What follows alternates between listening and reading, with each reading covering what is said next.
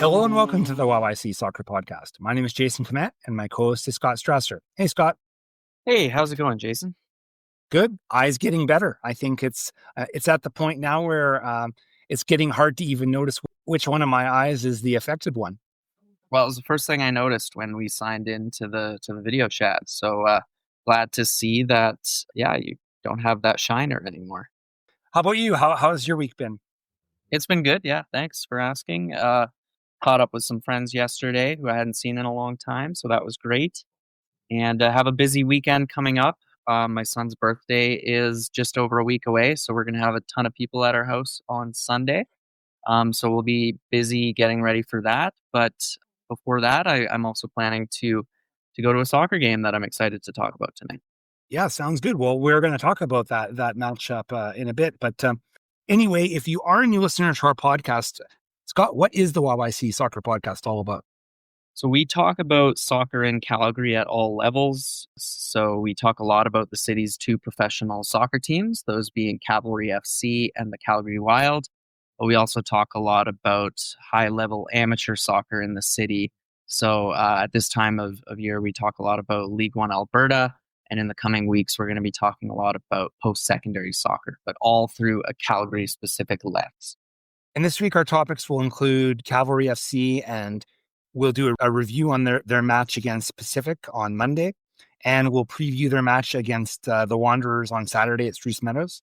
Calgary Wild will be in Ottawa on Saturday afternoon. We'll talk about that match. And we'll also do a bit of a preview about the Inter-Provincial championships that are being played up in Sherwood Park. Calgary Blizzard won in the women's division. They won the League One Alberta title, and they'll be representing Alberta. And we also have an interview this week. Scott, who's our interview with? Yeah, earlier this week, I interviewed Moe El Gandour again. He's been on the podcast before, played for Blizzard's League One Alberta men's team this season, and they won the men's title. So we'll be competing in the Canadian Championship next spring. And he is also an assistant coach with the University of Calgary Dinos men's team. So at the end of our chat, we talked a little bit about how preseason is getting underway for the 2025 U Sports season. We'll talk about that in a little while, but let's start off with Cavalry FC. Hey, this is Mason Trafford, and you're listening to the YYC Soccer Podcast. Let's start our Cavalry discussion with a recap of Monday's game against Pacific over in Langford, BC. Bit of an ugly one for Cavalry. Their slump continues with a 1-0 loss, courtesy of a late 92nd minute goal for Pacific from Sean Young. That Cavalry just did not defend well on that play. Dark days continue for Cavalry FC. This was their third loss in a row, and they've now won just one game in their last 7 of those games. 4 of those games were against the CPL's bottom 3. So to say they're not in good form at the moment would really be a bit of an understatement. Yeah, I noticed in the post-match press conference, Tommy Wheeldon Jr. actually, I think, invoked the S word. He called it a slump.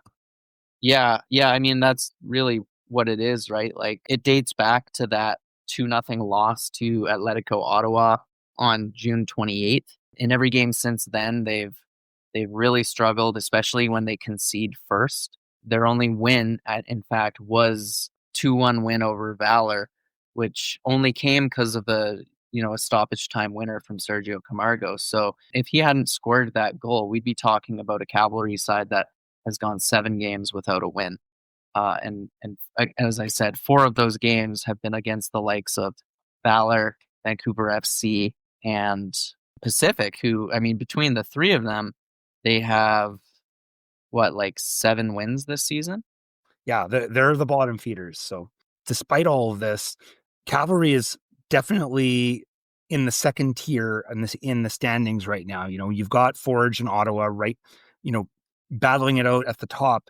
And then it's not like Cavalry has fallen to the bottom parts of the table, but they're right in the middle of it right now. Like they're tied for, I guess, third, fourth, whatever you want to call it, with York, and then Halifax is right behind them. Right. And let me just correct myself, because I did pull up the table right after I said, and those three bottom teams have 10 collective wins, so a bit more than the 7 I suggested. But regardless, yeah, there's a clear separation in the table between the top 2 and then 3rd, 4th, and 5th, and then 6th, 7th, and 8th. But yeah, Cavalry is definitely entrenched in the middle of the pack right now because of this slump. They've really fallen off the pace, and honestly, it seems very, very unlikely that they can challenge for the CPL Shield. They're 11 points back of Atletico, who are in second, and they're 12 points back of Forge, who have leapfrogged Atletico into first place. And yeah, as mentioned, tied on points with York, which would have seemed really unlikely a month ago. And Wanderers have crept up as well, and they're just a point back. So this Saturday's game is really important for Cavalry. I think we've said that for the last 3 games. It's been a tough couple of weeks for Cavalry. Yeah, and let's segue over and really start talking about previewing that match against Halifax on Saturday. It's 3 p.m. at Spruce Meadows, and there's pressure definitely right now on Cavalry to perform and get 3 points. And I think that it's a situation where I think the patience of the fans is starting to wear a bit thin, and if they don't conjure up a bit more of a bit of an improved performance, I think it's not going to go over well. Definitely not. Looking at Wanderers' form, they are also in what you could argue is a slump. They've lost their last 4 games, and some of those games have been against teams at the bottom of the table as well, including a 3-2 loss to Pacific on July 12th, and their last match, which was a 2-1 loss to Vancouver FC on Monday. So neither team this Saturday is coming into this in good form. Hard to tell what the game is going to look like, if it's going to be a slugfest or if there's going to be a lot of goals or few goals. But yeah, I mean, there's going to be pressure on both coaches to try and get a result. So that could make for a really interesting battle. One more thing before we move off Cavalry. Word came out this week that Nevin Fuster, the teenage third-string goalkeeper with Cavalry, is going to be going down to Nevada, to UNLV, on a soccer scholarship. I'm guessing that if he hasn't left already, he'll be leaving imminently. Yeah, the only thing I know about UNLV is that it's the same school that Bradley Camden-Fawa went to and played for. So I was curious, and I would assume that he probably talked to Nevin about that program before Nevin made that commitment. I don't want to toot my own horn too much here, but if you remember a few weeks back, and we were scratching our heads trying to figure out why Dan Clark was signed as a third-string keeper, and then I came up with the idea that maybe Nevin Fuster's going to college. I think I got it. I have to say, if I do say so myself. Yeah, nailed it on the head. Best of luck to him. And so I guess, like I said, we have a bit of an explanation for the logjam in keepers earlier in the year. Hi, this is Grace Doherty, and you're listening to the YYC Soccer Podcast.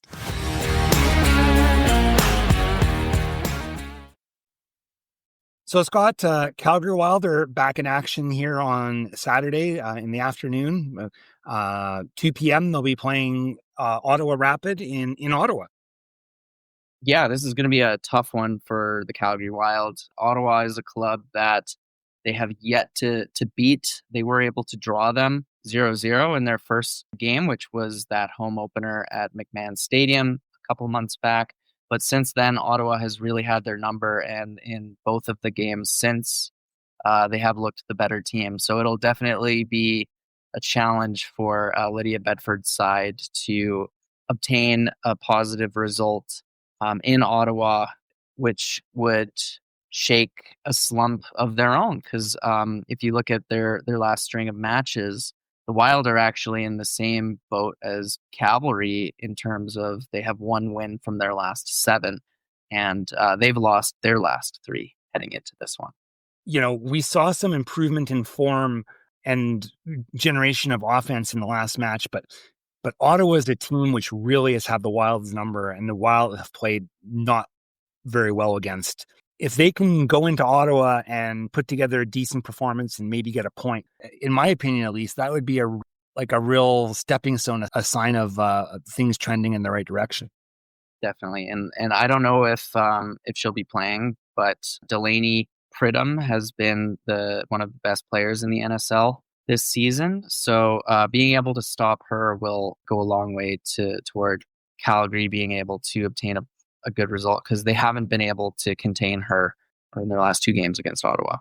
This match will be on CBC Gem and the NSL website, nsl.ca, if anyone is looking to watch it on Saturday. My name is Moe El Gandour, and you're listening to the YYC Soccer Podcast. So for our next segment, Jason, let's run my interview from a few days ago with Moe El Gandour. He's been on the podcast before, so it was great to catch up with him, and especially considering, he had that exciting goal from half that we talked about last week in that final match for Blizzard in the League One season that helped them clinch it. Such a great Hollywood story that their last game of the season got to be against St. Albert, which was the team in second, by the way. Yeah, it was a good interview overall. I wish I could have been a part of it, and my schedule didn't allow for it. But yeah, and I think it's also interesting to sort of hear about sort of the makeup of the League One team and relative to the Dinos. And also you even had a chance to sort of chat about how the Can Champ will work next year. I was interested to hear that there were some plans already kind of flowing around. So, but anyway, probably we should just leave it at that, and we could just run the interview and you could hear all about it directly from Mo. I'd like to welcome Moe El Gandour back to the podcast. Longtime listeners will probably recall that Mo has been on our podcast before, and we're excited to have him on again. He is a member of Blizzard's League One Alberta men's team, which recently won the league championship. And apart from that, he is also an assistant coach with the University of Calgary Dinos, and he formerly played for the Mount Royal University Cougars. Mo, welcome back to the podcast. Thank you. Thank you for having me. So let's focus first and foremost on the recent League One Alberta title that Blizzard clinched in an exciting game last weekend. You were heavily involved in that game. We're going to get more into that in a couple of questions. But first of all, I mean, how does it feel to have won that League One title after a short, but I would imagine grueling season? It was honestly quite an unbelievable achievement. I would say number one for me personally, obviously being involved with Calgary Blizzards, but I think for the group as a whole, like you said, as it was a tough season, we had some nagging injuries with a lot of the players in the group over the season, and some players away for some traveling with family. So overall, it was quite a successful season for us as a group. Learned a lot about each other to overcome things, obviously, like that, but to be able to get over the finish line, and honestly what was probably one of the best games I've been a part of for a very long time, was really exciting for the group and quite rewarding after, like you said, just a tough season. Absolutely. What do you think set Blizzard apart this year, and why do you feel that Blizzard was able to clinch the title? Quite a hungry group. Actually coming in, we knew that, if we want to accomplish things as a group over our youth sports season, it all started with League One. And most people know, obviously the group was primarily built of University of Calgary soccer players. So once we brought the group in together, myself and Ramon knew that for us to be able to have a group is a privilege over the summer, and for what our goals are over the fall season with the university. We knew it all started, and it was almost like a 6-month season for us within 3 months of League One and 3 months of youth sports. We want to build a group and be able to win a tough season, obviously, over the summer, like I said, with a lot of stuff going on, but to be able to build onto that going into our university season. It did go all the way down to the final match day, and a very, as you mentioned, exciting game against St. Albert Impact on Sunday. 5-3 win for Blizzard. What was that game like for you guys? I mean, heading into it knowing that a win would clinch the season, but then as the game went on and more goals started getting scored, I mean, what was it like to be involved in that? It was a thrilling match, honestly. I think, the first half was a little bit of a low for us. But we obviously always believe as a group, and we understand that, if we believe it's possible, then it is possible. And, the first half didn't really go our way. We had some opportunities, a lot of short opportunities for us that didn't end up, in the back of the net or quite dangerous, giving Impact's problems. But, we had two mistakes that I think costed us in the first half. And Impact obviously took their opportunities with both hands and, had a 2-0 lead. Went in at halftime, trying to be not too low, but also understanding that there were some things that we needed to fix if we wanted to, be a better group in the second half. The players kind of got what they needed out of their system, and we started to find ways that we can improve as a team. Actually switched our formation at half to try and go after in Alberta Impact, because we knew sitting back was obviously not going to be able to give us the result. And we came out and obviously knew that we needed to, sacrifice a little bit more on the defensive end to be able to get back into the game. And, somehow within 15 minutes, I would say, to the second half, 10, 15 minutes, we were almost at 2-2. So, that gave us the belief to be able to come back and we actually win the game. And credit to Impact, they're a tough team. It was very, very difficult for us, especially in the first half. In the second half, we felt like we had a bit more energy and momentum with the fans, obviously, that came out and supported us. And it gave us that little final push to get over the line and get that 3-2 lead. And obviously, the game swung back the other way, and they kind of took the momentum and made it 3-3. And then from there, it was honestly just, the latter end of the game, and just who wanted it more. And, thankfully we came out on top with 2 goals. Yeah. And I got to ask you about the last goal of the game. Shot from you from your own half. I mean, what did you look up and see the keeper off his line or something like that? Did you know when you hit it that it was going to go in? What was kind of going through your mind when you took that strike? Yeah, funny enough, with the season itself, I'm not sure how many people know, but we actually played St. Albert Impact 4 times this season. Our first time out in St. Albert, we played 15 minutes and the game got canceled due to weather. So we drove back to Calgary, didn't get a chance to play that.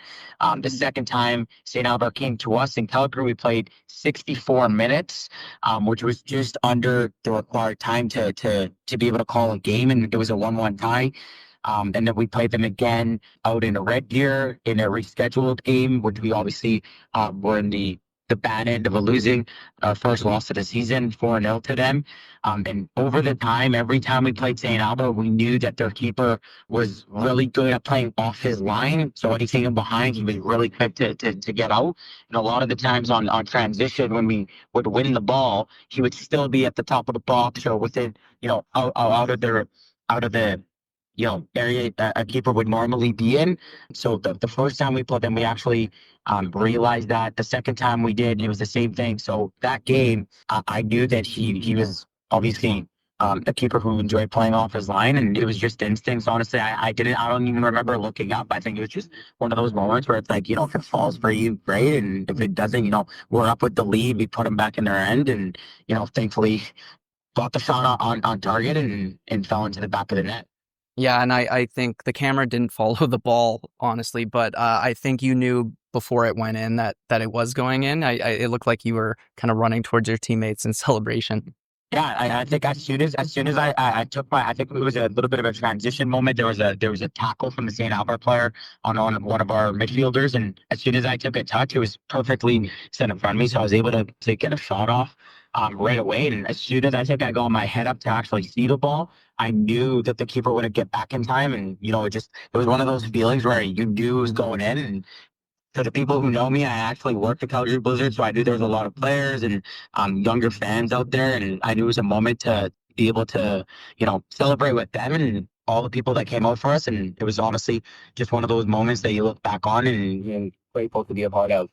Absolutely. Obviously a big prize or a big incentive to win League One Alberta is the opportunity to compete in the following year's Canadian Championship. We saw Edmonton Scottish compete in that tournament this year. So what does it mean to you and your Blizzard teammates and to the club in general to have that kind of opportunity to take on a professional club? Yeah, I think for a lot of us, we play this sport with a lot of passion, and obviously the dream for a lot of the players is to be able to compete at a professional level. And obviously I was knocking on the door a few years ago, and never really got that opportunity. And I know a lot of the guys within the group will go around the environment, whether it's here in Calgary or elsewhere within the CPL, and for us, and for any player that plays that. The biggest stage is where you want to be on, and I think that's an opportunity of a lifetime for us. Going in as the underdogs, obviously, and it's just one of those games I think you embrace and enjoy every moment of, and in preparation for, and be able to hopefully take it with both hands, like I said, just to enjoy the moment. I think that's the most important part there. Like I said, for us as a group, we want to be in the most competitive games against the best teams, and St. Albert was one of those games, and we're hoping the Can Champ provides the same energy for us. For sure. It is so far away still, right? It's not going to be until next spring. And I noticed when watching Edmonton Scottish play against Cavalry, it was quite obvious that it was their first, I guess, preseason game. And it's ironic that it's such a big game for the club, but it's also just at the start of the League One season of the calendar. So I guess my question for you is what is the challenge of making sure that the Blizzard goes into that game well prepared, fully fit, and pretty much almost in mid-season form when it is probably going to take place in April? Yeah, for sure. And obviously, we took the same approach with the League One season itself. Over the summer, it's tough when players from out of town are coming in, and you're trying to bring in 20 players from different schemes to gain that chemistry and start to understand each other. We kind of took a different approach and brought in players who've been playing together for over 6 months at that time with the university. And for us, there wasn't much of a tactical understanding that we needed to work over our League One preseason. It was everybody knew the rotations, everyone knew the system that we wanted to play, and we spent the season actually fine-tuning those things for the season and for our university season. And, looking forward, like you said, it's tough during the period that the game falls into, but, the boys are able to play together over the next 3 months with the university season, take some time off during the end of the year. And then, in January, I think we're coming back together for some off-season training that we also had last year. And I think for us, instead of, considering an off-season, it's another preseason. So I think we'll have the luxury of being able to train together 2 or 3 times a week and actually start preparing some friendlies for the game that falls in April. So, for a lot of these guys, they'll be in school, they'll be in and around, but, we're going to be in season for the next year almost, given that we have a preseason right now. We go in season for 3 months and then, take some time off, and then another preseason, and then, Can Champ comes around, and then prepare for League One again. You referenced the university season, which is right around the corner. You're involved with the University of Calgary Dinos men's team. How excited are you to get going with that and to see what this Dinos team can do? That looked really strong last fall. Yeah, super thrilled. Obviously, it's not always easy coming into preseason. There's a lot of things that you need to do to prepare. And, like I said, I think the concept that, Coach Ramon Mifflin, who's the head coach of the team, had in mind when League One started is, to be able to alleviate a lot of the pressure that's put on the preseason, and be able to, be with the group all summer and build that bond and, get to know a lot of the players coming in and the players that are around. And, for us in preseason, obviously we're super excited, but we also know that, we just ended on a high, and, the sport play spoiler. Sometimes you get highs and you get lows, and, we like to play and understand each other, that we don't, get too high on the highs and don't get too low on the lows. And I think stay a little humble and steady, and, hopefully get another successful season with U Sports. But we also know that the U Sports level is just a different notch of competitiveness and players within, their university environment. And we know it's a privilege to obviously be playing in the environment. And for me to obviously be involved in the coaching staff and, continue to be a part of the top level of university soccer. But I think for us, we know what that winning feeling is like now. And everybody wants to have that feeling again. So I think it's just trying to embrace the moment, and, minimize the amount of injuries and lows that you have during the season, and just kind of stay as steady as we can for the season, and hopefully get to nationals, which is the goal here. Absolutely. Last question for you, Mo, is kind of your own priorities personally. Obviously, you've been playing in the League One system for the last few months. You're going to be involved with coaching with the U of C. Where's your head kind of at in terms of what's next for you, and what are your priorities right now in terms of coaching and playing? I think the nice thing being around this university environment is, I'm able to step in with the group here and there, especially given that, I'm still able to play, which is nice. During the season, I think the priority will be to, focus on the coaching career, and continue to train, whether it's on my own or, being in and around the environment. But, like I said, and obviously we've spoken a while back, the dream is always to be a professional football player. And I think for me, this is a platform that obviously gives me that opportunity. It's a game that I can prepare for. Keeping in mind the coaching aspect as well, and getting to continue to learn on and off the field. I think that's a big piece for me. I've learned so much being in the coaching environment that I've added to my game as a player. And if that opportunity comes around, obviously something that I would take with both hands and continue to try that route. And if not, like I said, just setting up myself for success on a coaching aspect, continuing to learn. And given Ramon Mifflin's obviously giving me the opportunity to be involved in this environment, I've learned so much from him and the group. And being able to enjoy the best of both worlds is something that everyone hopes for. So I think just enjoying both of the moments and kind of being able to stay fit and stay involved, I think, is a big piece, especially for what this game is going to mean for not just us as a club. That's great, Mo. Well, that, like I said, was my last question for you. But is there anything else you'd kind of like to say? Maybe a shout out you'd like to make before we officially end this interview? Yeah, no, I think I would obviously like to shout out Calgary Blizzards and all the staff that was involved in making this happen for us. Obviously, how much it takes to take care of things on the back end. For our home games, for the staff, that were game day operations, our directors.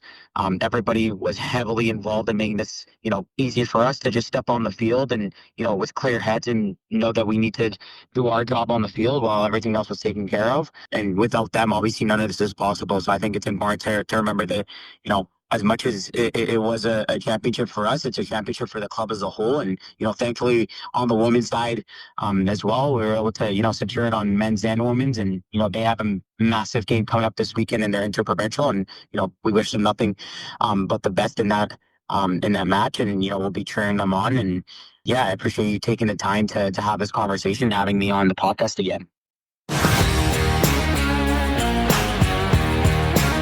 Hi, this is Aislinn Phillips, and this is the YYC Soccer Podcast.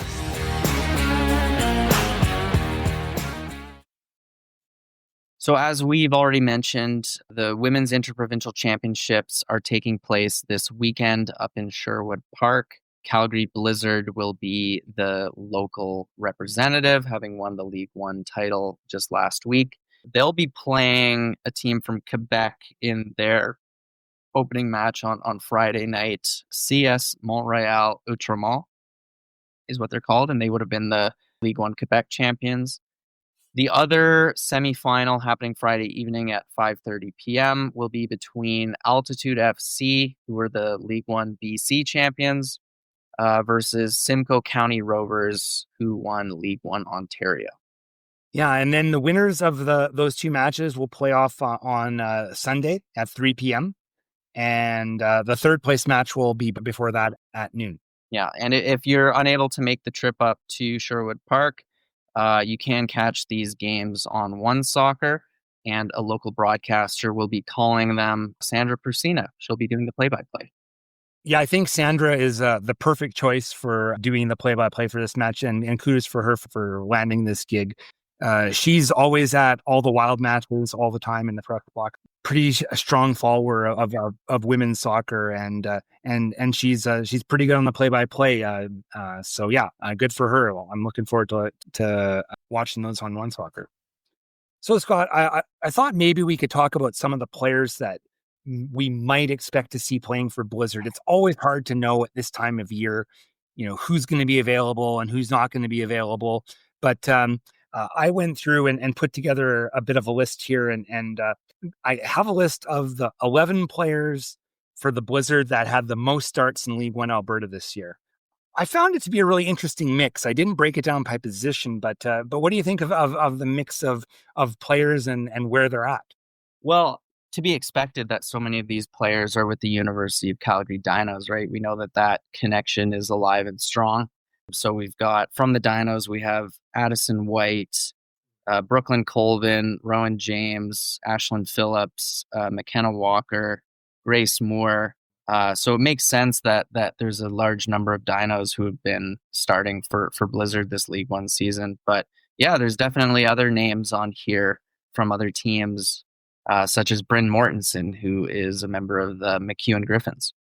And then, the other players that made this list were all players that have already graduated. So they're the veteran presence. That's where you've got, Tori Martin and Maggie Zaxko and Warren Houghton in goal and Rihanna Morani, Dr. Rihanna Morani also out there. So anyway, I'm not sure how many of these players will be playing this weekend, but I would actually expect most of them because I think last year, because of the connections between Blizzard and Dinos, I think all the Dinos players had the opportunity to go to the championships. So probably a pretty good chance this could be a good chunk of the starting lineup we could see on Friday night.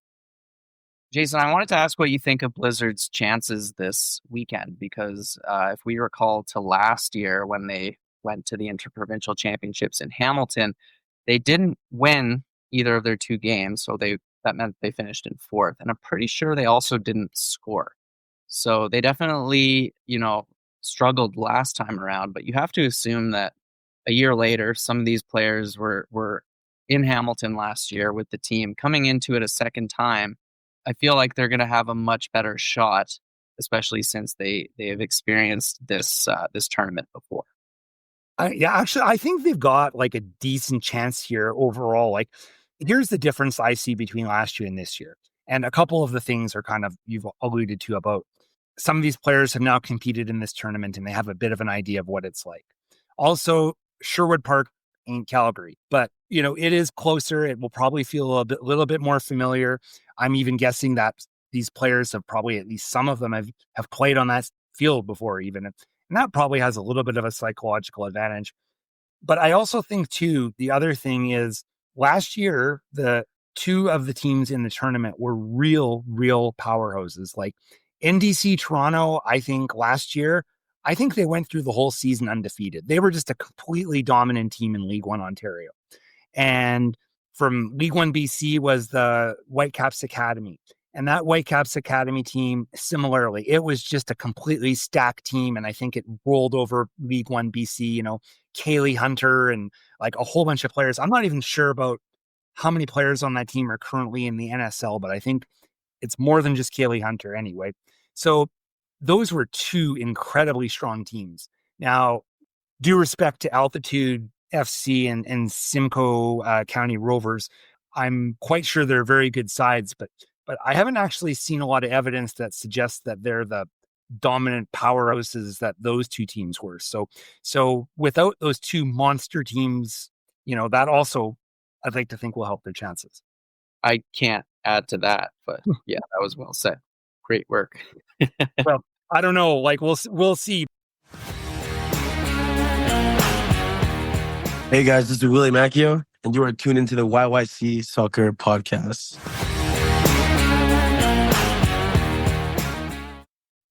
So we always like to finish our episodes with what we call a miscellaneous segment, just bits and pieces that we've identified as interesting Calgary soccer stories or connections.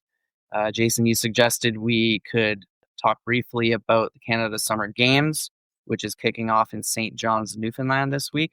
I love that it's taking place in St. John's. Can't imagine that the team managers of all the teams who are going will love that just because of how difficult it will be logistically to get to St. John's, but I think it's super cool to host it out there. In terms of the Calgary soccer connection, the boys team has a ton of players from Calgary. I don't think we're necessarily going to list off every player on this list, but there are a lot of players with connections, a lot of players who have appeared with Cavalry U21 this year, like a keeper like Blake Morrison, for example, and players that really run the gamut, Foothills, New Frontier, Mackenzie United, Southwest United. A few players that I thought were interesting, worth mentioning, was that Villains has a few players on this team. Now, we kind of talked all year long about how the Villains in League One Alberta, they didn't score any points. And we kind of worked on the basis that League One Alberta team was mostly players that were young up-and-coming players, and they didn't really try to grab a whole lot of veterans on the men's team.